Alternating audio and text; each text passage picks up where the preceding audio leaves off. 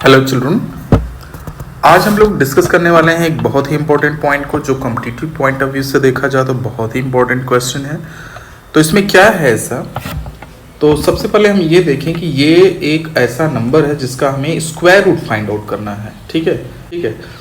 तो वैसे नॉर्मली देखा जाए तो यहाँ √6 की वैल्यू रखना, फिर 2 से मल्टीप्लाई करना, फिर 5 को ऐड करना, फिर उसका स्क्वायर रूट निकालना, इट इज़ क्वाइट कॉम्प्लिकेटेड। लेकिन ये बहुत ही आसानी से किया जा सकता है। तो चलिए देखते हैं कैसे आखिर। तो यहाँ पे अगर हमें इस नंबर को स्क्वायर रूट इसका निकालना है तो इसके लिए एक सिंपल सा प्रोसेस का यूज़ किया जाएगा। तो प्रोसेस क्या होगा कि फर्स्ट ऑफ ऑल करना क्या है कि हमें ये चेक करना है कि यहाँ पे जो टू होना चाहिए, ये वैल्यू 2 होनी चाहिए, और यहाँ अंडर रूट के अंदर जो भी लिखा हुआ है, जो भी नंबर लिखा हुआ है, इसको हम फैक्टराइज करेंगे, यानी कि हम फैक्टर करेंगे किसका, 6 का। तो अगर हम 6 का फैक्टर करेंगे तो हमें मिलेगा 2 × 3, राइट। तो we have to check that क्या इसका सम, अगर हम इसका सम करते हैं तो क्या ये वैल्यू आ रही है।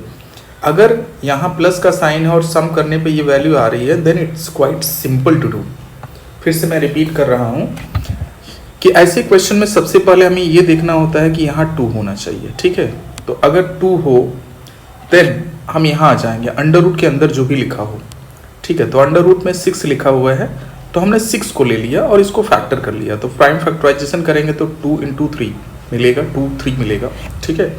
अब हम ये देखें कि क्या इसको सम करने पर, 2 और 3 को सम करने पर 6 आता है।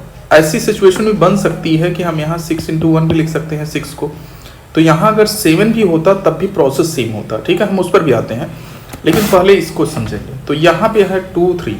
देखिए कितनी आसानी से क्वेश्चन अब सॉल्व हो जाएगा। तो हम करना क्या है कि इस 5 को हमने लिख दिया 2 + 3। ठीक है, 2 + 3 लिख दिया, प्लस 2। इस 6 को भी हम लिख सकते हैं 2 × 3, तो हम लिखेंगे ये हो जाएगा √2 × √3। ठीक है, क्योंकि हमें मालूम है अगर अंडर रूट में 2 नंबर्स हों तो उनको मल्टीप्लाई करने पर √6 हो जाएगा। तो √6 कैन बी रिटन एज, √6 को हम लिख सकते हैं क्या, √2 × √3। ठीक है, इसी वजह से ये वैल्यू आई है। अब देखें इसको तो क्या हो जाएगा, ये वैल्यू हम फिर से लिख सकते हैं, ये 2 को लिख सकते हैं √2 का होल स्क्वायर, 3 को लिख सकते हैं √3 का होल स्क्वायर, और ये नंबर हो जाएगा 2 √2 √3, राइट। अब देखिए तो इट्स टू सिंपल नाउ। अब ये हो गया √2 प्लस √3 का होल स्क्वायर, और होल स्क्वायर हो गया तो आपको मालूम है जो कोई भी संख्या अगर 2 बार होल स्क्वायर या 2 बार मल्टीप्लाइड के फॉर्म में लिखा हुआ हो अंडर रूट के अंदर, तो इसको हम सीधे बाहर निकालेंगे और ये वैल्यू हो जाएगी √2 प्लस √3। ठीक है, कोई भी संख्या अगर स्क्वायर में लिखा हो तो सीधा का सीधा बाहर आ जाता है। तो इस तरह से हो जाएगा, अंडर रूट रिमूव कर दिया जाता है। तो इसका मतलब ये हुआ कि जो इसकी वैल्यू आ रही है वो क्या आ रही है, √2 प्लस √3 आ रही है। ठीक है, इसका स्क्वायर रूट ये आएगा। तो ये बहुत आसान क्वेश्चन है। आइए दूसरा क्वेश्चन लेते हैं इसी जैसा। तो इसको हम थोड़ा मॉडिफाई करके भी ले सकते हैं। Let's solve that question. अगर हम थोड़ा सा मॉडिफिकेशन इसमें करें तो क्या होगा। ठीक है, तो लेट्स सी आफ्टर मॉडिफिकेशन। अगर हम इसको मॉडिफाई करें तो हम इसको इस तरह से भी लिख सकते हैं 7 + 2 √6 चिल्ड्रन, ऐसे भी लिखा जा सकता है। और अभी मैंने बताया कि ये जो नंबर 6 है इसको आपको फैक्टराइज करना है। इसको आप देख सकते हो 6 × 1 लिखा जा सकता है, और 6 और 1 को ऐड करेंगे तो हमें मिलेगा क्या, 7। इसका मतलब ये हुआ कि हम इस 7 को लिखेंगे 6 + 1 प्लस 2 √6 × √1 भी लिख सकते हैं। ठीक है, इस फॉर्म में क्यों लिख रहे हैं अभी पता चल जाएगा।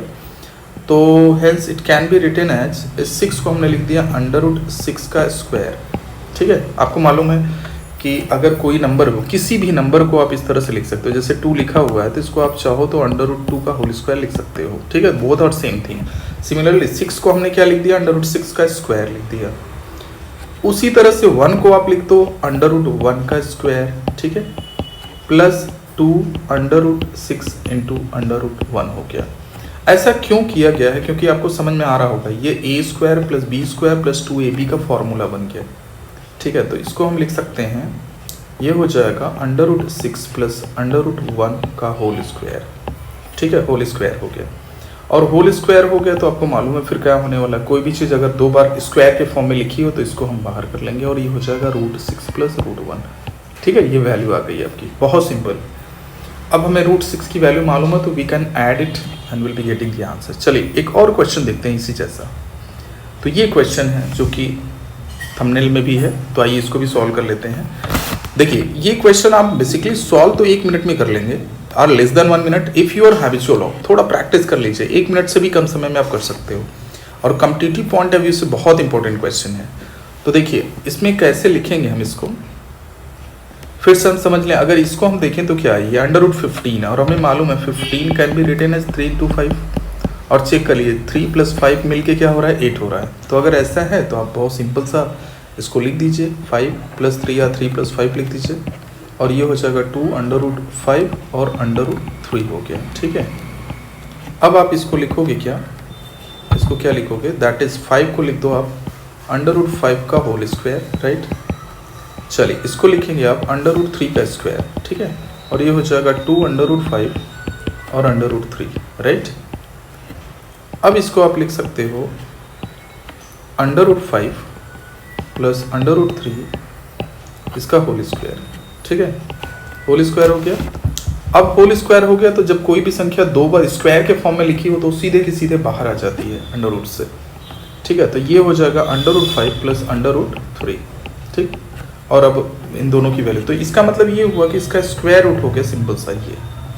तो ये बहुत सिंपल है। अब यहाँ पर अगर नेगेटिव साइन होगा, अगर ये प्लस की जगह माइनस होता है तो यहाँ पर जो फॉर्मूला बनेगा वो क्या बनेगा, ये माइनस का बनेगा, यानी कि √5 माइनस √3 उसकी वैल्यू आ रही होगी। ठीक है, तो इतना ही डिफरेंस आएगा। तो इस तरह से बहुत सारे क्वेश्चन आते हैं कॉम्पिटिटिव पॉइंट ऑफ व्यू से देखा जाए तो, और बड़े ही आराम से आप इसको सॉल्व कर सकते हैं। अब मैं कुछ होमवर्क के रूप में क्वेश्चन दे रहा हूँ जिसको आप सॉल्व करके कमेंट बॉक्स में अपने आंसर लिख सकते हैं। Definitely I will be reverting you back.